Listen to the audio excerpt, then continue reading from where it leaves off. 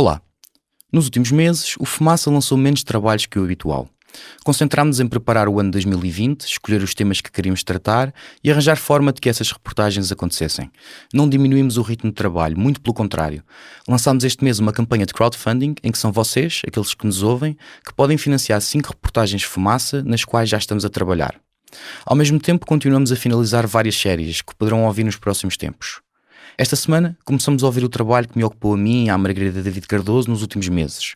A Serpente, o Leão e o Caçador é a nova série Fumaça sobre as consequências das alterações climáticas, especialmente sobre os mais vulneráveis. Foi feita para ser ouvida preferencialmente em auriculares ou aos escutadores. Fiquem com o episódio 1, A Serpente.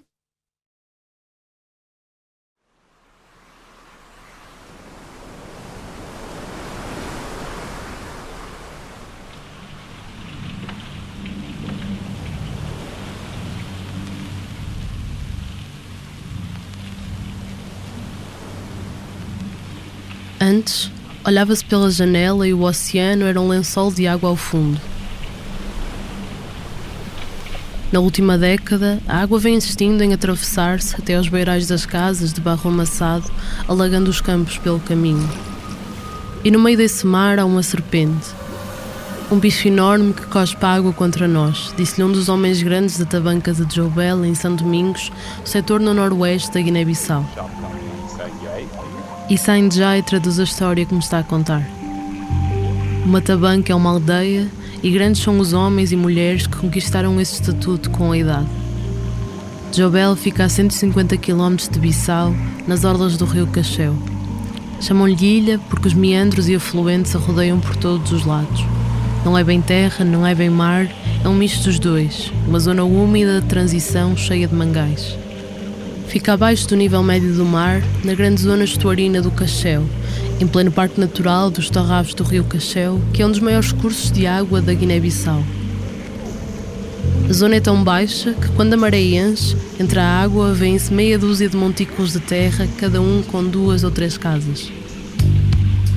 Costumava contar-se que ali uma enorme serpente engolia e guardava a água salgada do Atlântico para não inundar as terras.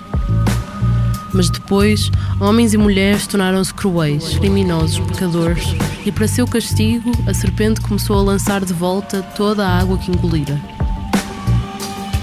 Cada vez que a serpente cospe, uma enxurrada galga o mangal, e aquele ecossistema costeiro cheio de árvores com raízes que parecem sair da água, que é abundante em plantas, aves, insetos e maternidade de inúmeros peixes e crustáceos. Ele fortifica e defende a ilha. Mas quando a serpente se zanga, a água alaga as casas, derruba os diques de argila e os troncos ocos de palmeira que protegem os campos de arroz. Torna-os inférteis. Ao destruir os terrenos de onde a maioria das famílias tira aquilo que come, a serpente traz também a fome. E Sainjai, hoje a trabalhar junto ao Alto Comissariado das Nações Unidas para os Refugiados, contou-me esta história há uns meses. A fábula da serpente é uma forma de uma parte dos habitantes desta pequena aldeia na Guiné-Bissau fazerem sentido do que lhes está a acontecer. O nível do mar está a subir e a roubar-lhes a terra. Porquê?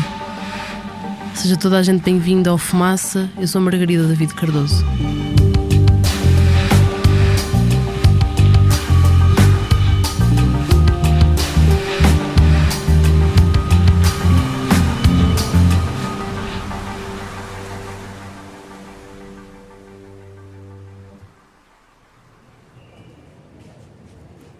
E Sainjai cresceu na terra do pai, Ziguinchor, a maior cidade da região de Casamance, no sudoeste do Senegal.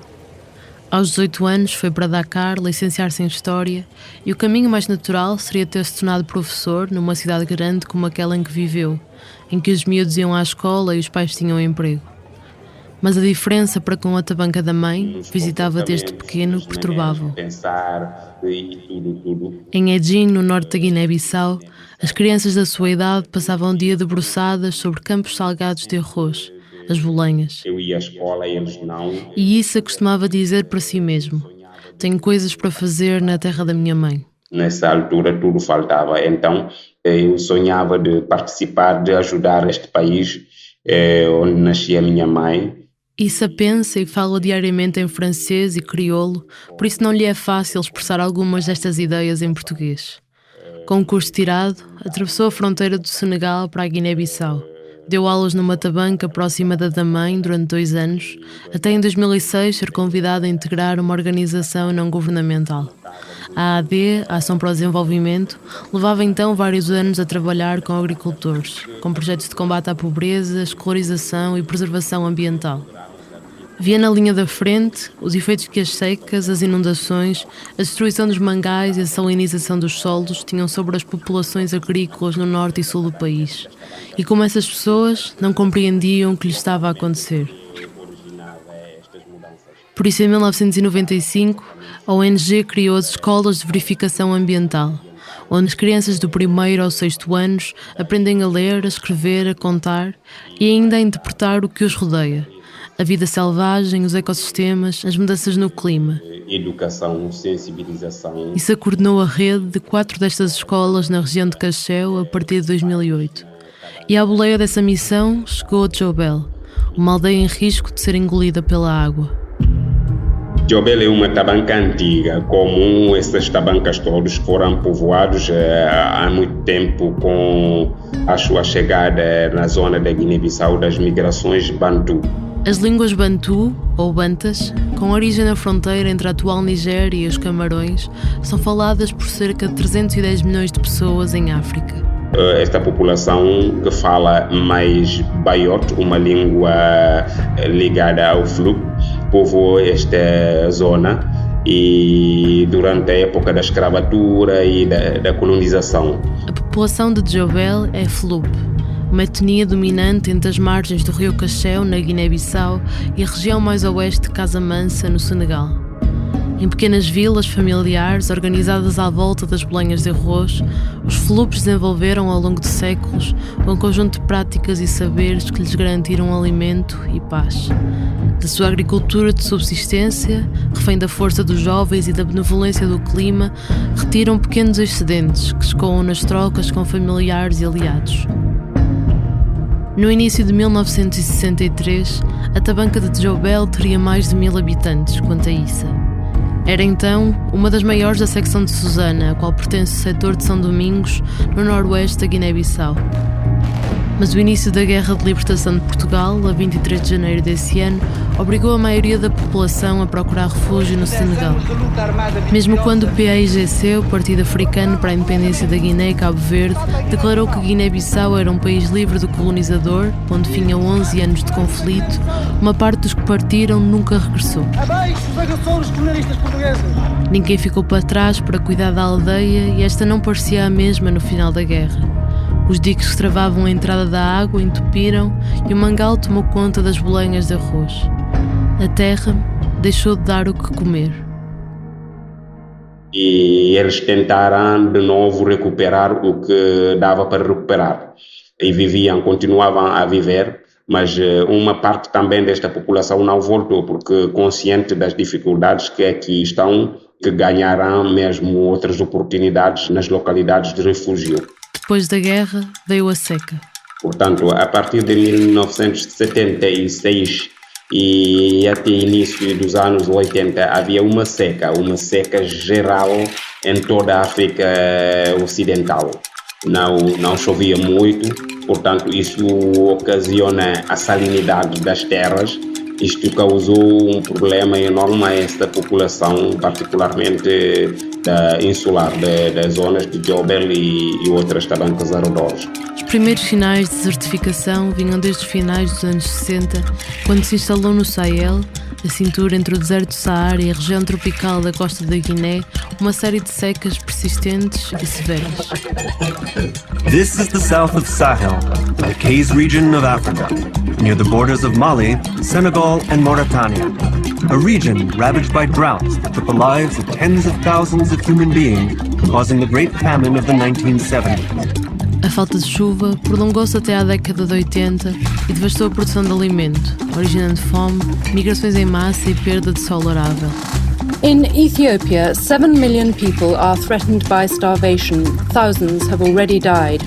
The famine caused by drought is the worst in living memory, and now the rains have failed again for the 3rd year in succession.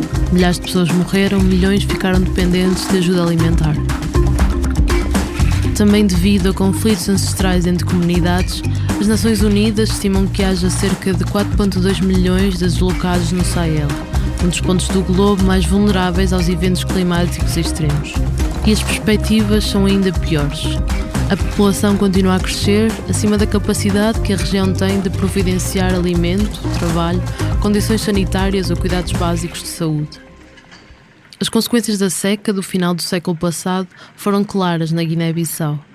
As bolenhas salgadas, de que temos estado a falar, cruciais na alimentação, organização social e económica dos flupes, são uma técnica de cultivo de arroz muito utilizada no Senegal e na Guiné-Bissau e que depende da chuva. Através de comportas, regula-se a entrada e saída da água nos campos e a chuva permite controlar a salinidade nos solos. Sem ela, as bolenhas tornam-se demasiado salgadas e inférteis. Com a seca, associada ao abandono das serras após o início da luta armada pela libertação, deu-se uma enorme queda na produção de arroz. E a Guiné-Bissau, que até aos anos 60 se considerava autossuficiente, foi obrigada a importar para alimentar a sua população.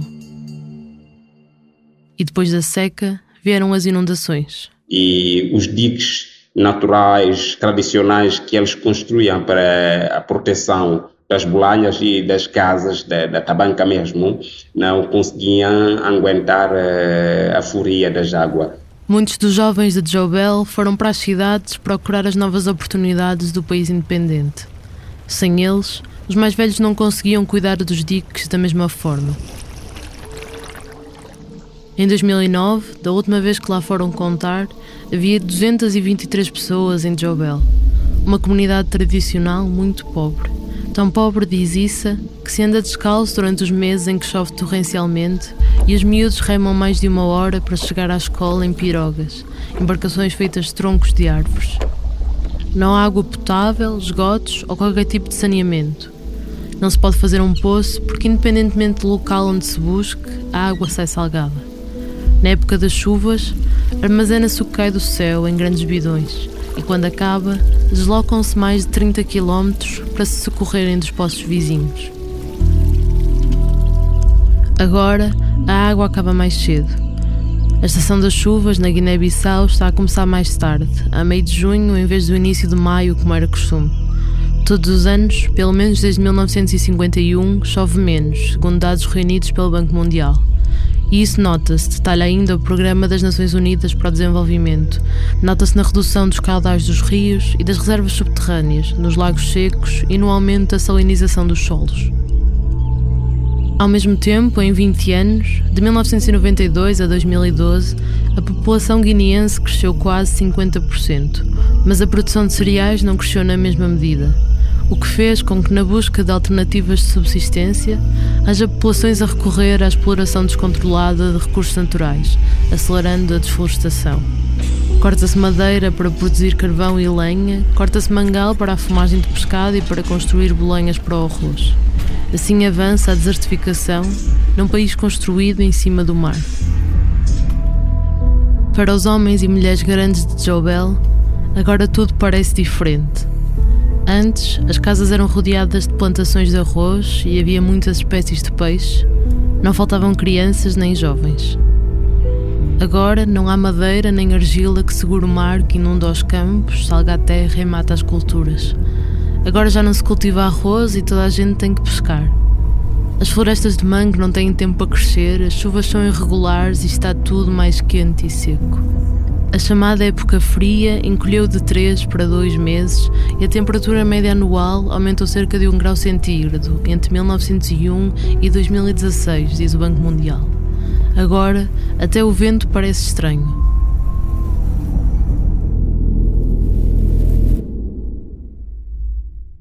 Em todas as tabancas, por exemplo, quando eu pergunto por que estão a pensar que a água está a aumentar, os homens grandes me diziam na tabanca que há um serpente no meio do oceano e que engolia a água, mas é que agora ele está a cuspir a água, é por isso que a água está a invadir as bolanhas delas. É para mostrar que eles notavam os sinais das mudanças climáticas, mas realmente não sabiam explicar porque é que havia este fenômeno e que não sabiam também que era um fenômeno geral, porque outros diziam que era Deus estava a castigar os fluxos. O castigo vem de Deus. É Ele que está a inundar as terras porque os seus filhos deixaram de se comportar como deviam, como antigamente. Vestem-se diferente, abandonaram o credo e os costumes, já não têm respeito. Foram-se até embora da tabanca. Para perceber isto, tens que perceber os fluxos. A religião deles é o ambiente deles. Tudo está ligado à floresta deles, até às terras, às casas, aos poilões, aos rios, a tudo. Quer dizer, a vida deles, o segredo deles, a religião deles, tudo está ligado ao ambiente deles. Nunca se pode abandonar. Lúcia Baian conhece as tabancas Flup da Guiné-Bissau como a palma da sua mão. Doutorando em estudos africanos do Centro de Estudos Internacionais do Isqueté, em Lisboa, costuma dizer que o arroz é o corpo e a alma dos Flups. Tal e qual como escreveu: a primeira refeição de um recém-nascido é uma papa de arroz. A posse de arrozais e de celeiros cheios de arroz são sinónimos de riqueza e prestígio. A fixação da maior parte das tabancas dependeu da localização dos arrozais. As cerimónias religiosas exigem a oferenda de arroz e vinho de palma. Os mortos são enterrados com uma provisão de arroz. As manifestações sociais e as cerimónias religiosas dependem do calendário agrícola do arroz. Esta população não compreende se tem o cuidado pelo ambiente. Eles conhecem quais são as suas vulnerabilidades, quais são os seus pontos fracos, e apesar disso tudo eles tentam dar a volta e contornar esses pontos fracos para se manterem. Mas eles neste momento sentem que todo o seu esforço já não é possível. E então eles consideram isto como um castigo. Um castigo que não merecem porque não foi eles que fizeram.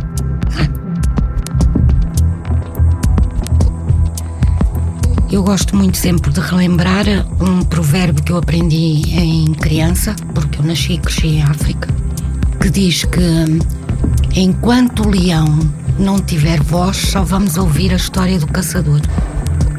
E realmente ainda hoje só continuamos a ouvir a história do caçador. É mesmo o caçador que continua a dar os nomes às coisas e a decidir o que fazer, não é? Porque o caçador hoje em dia acaba por decidir o destino do mundo em peso, não é? E pior do que tudo, o leão sente-se castigado sem ter nada feito.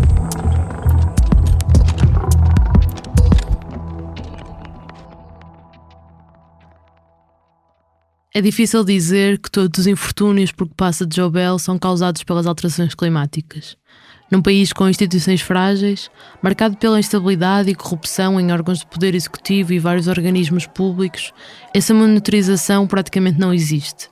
À semelhança de outros países, a Guiné-Bissau também não tem mapas completos sobre a batimetria e altimetria costeiras, que é, como quem diz, medições da profundidade e altitude dos oceanos, lagos e rios que permitem perceber o que é que está a mudar.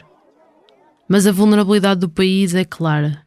Baixo e raso, cortado por afluentes e canais, o território guineense tem marés de grande amplitude e cresceu ao longo de milhares de anos graças aos sedimentos transportados pelos rios. Uma economia de subsistência colou-se à costa.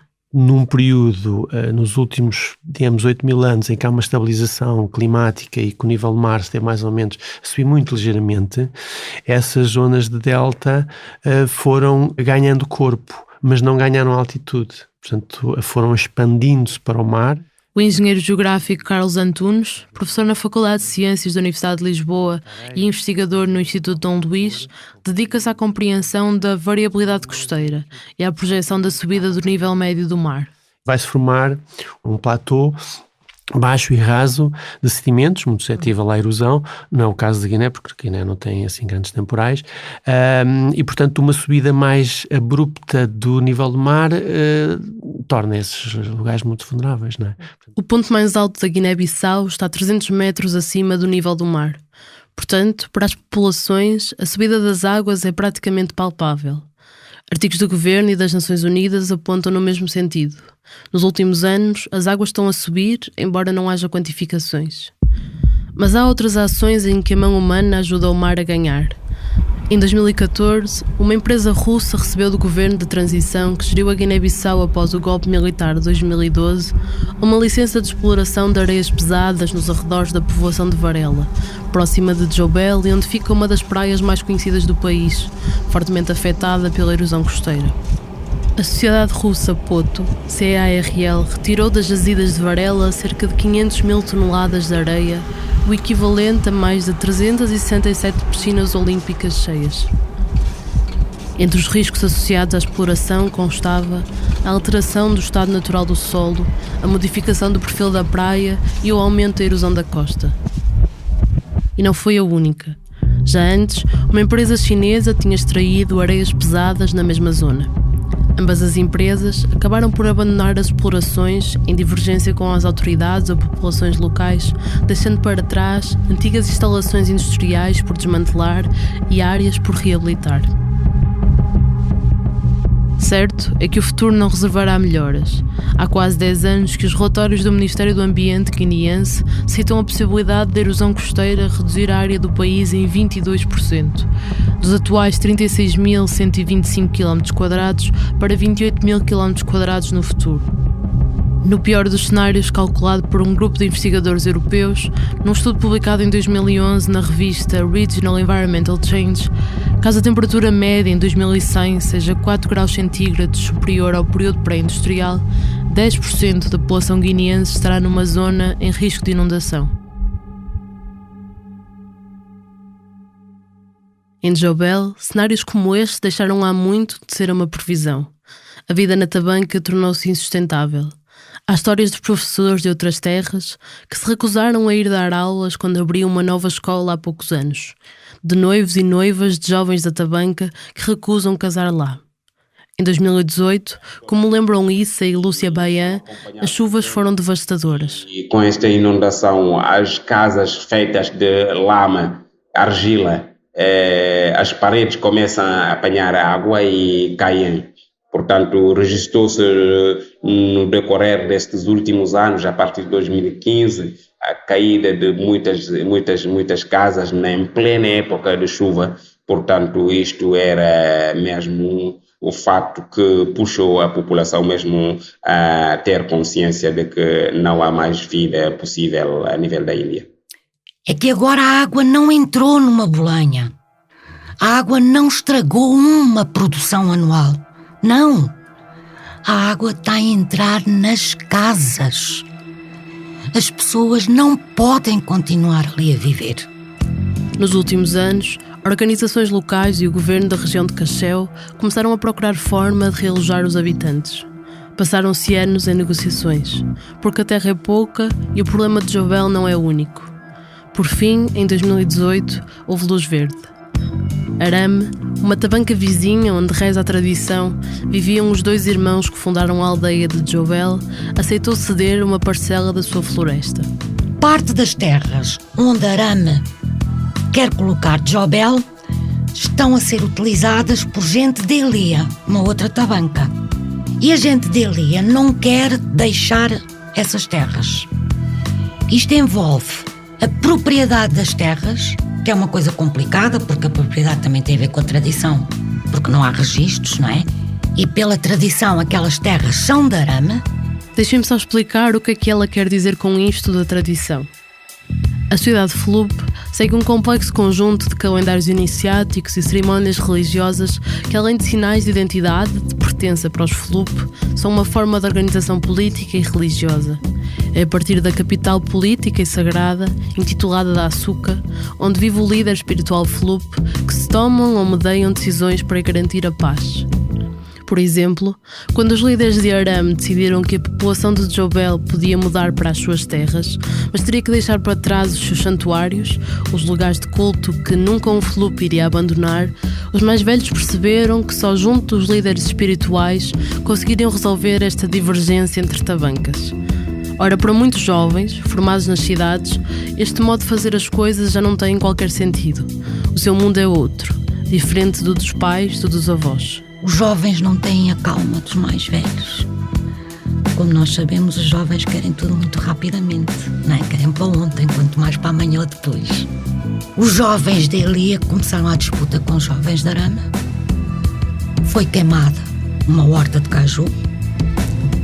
Deu tiros, mataram pessoas. Teve que entrar o exército. Uma alegria, uma confusão muito grande. Porque o caju é o bem precioso da Guiné neste momento, não é? Todo o dinheiro que se vai buscar é o caju, não é? O arroz plantado não dá para o ano inteiro. Portanto, aquilo, quando acabar, tem que se comprar arroz. Qual é o outro bem que se pode ir buscar? Só tem 2 naquela zona. O vinho de palma e o caju, a venda do caju.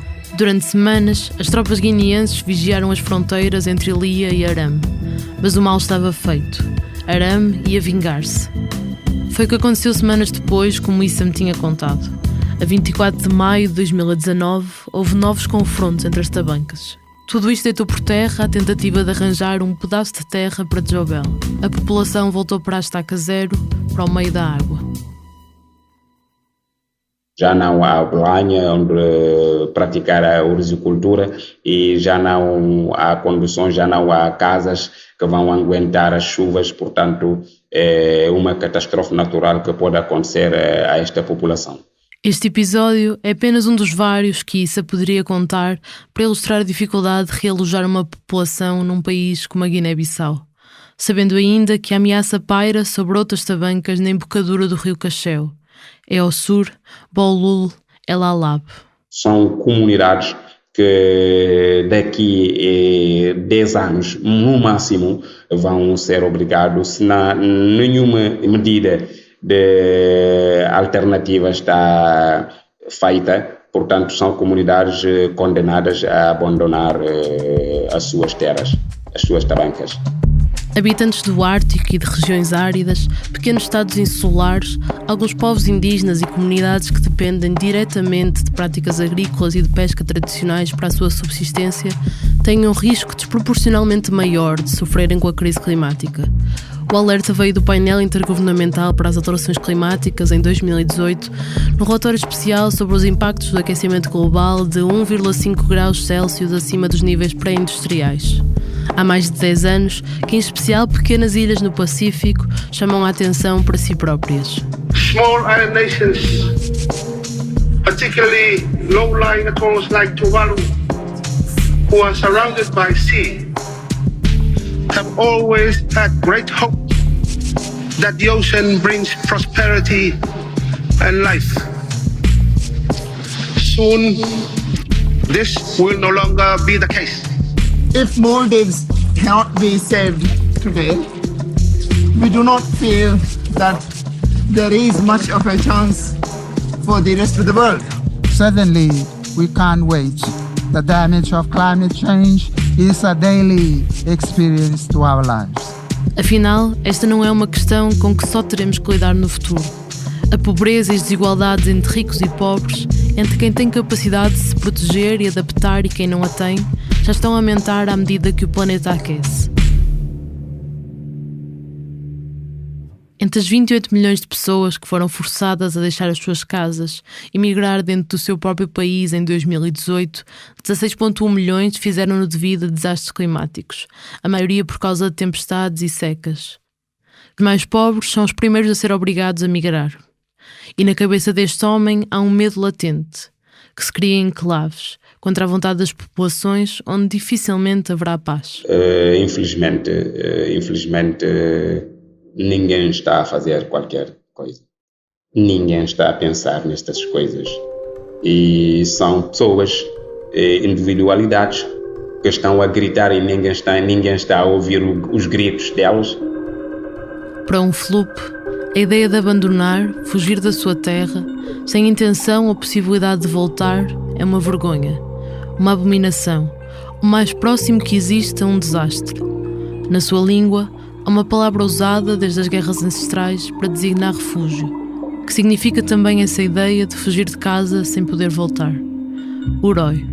É um risco enorme de perder tudo, de perder uma história, de perder a cultura, de perder a religião, de perder muitas coisas. O fluxo, quando abandona a terra, ele se perde mesmo. Então fica uma outra pessoa. É inevitável que esta tabanca desapareça? Com esforço pessoal, sem a ajuda de ninguém, a vida é impossível nesta zona. No próximo episódio...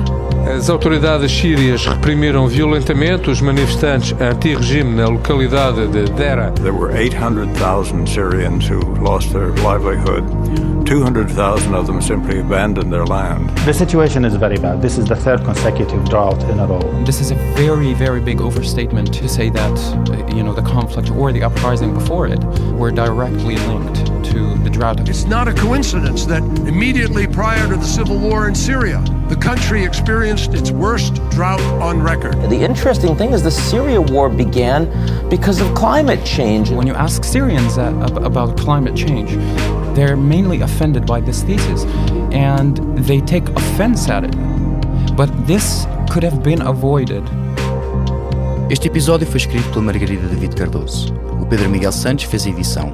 Eu, Bernardo Afonso, fiz a banda sonora original, edição de som e sound design. Ouvimos certos de trabalhos jornalísticos da BBC, Democracy Now! E Sky News. Fazem ainda parte da equipa Fumaça, Ana Freitas, Frederico Raposo, Joana Batista, Maria Almeida, Ricardo Esteves Ribeiro, Moltafes, Sofia Rocha e Tomás Pinho. Acreditamos que é possível criar em Portugal o primeiro projeto de jornalismo financiado pelas pessoas. Se pensas o mesmo, apoia-nos, para que continuemos a ouvir as vozes que costumam ficar caladas, para que continuemos a contar as histórias que precisam de ser contadas. Considera tornar-te apoiante em fumaca.pt/contribuir. Até já!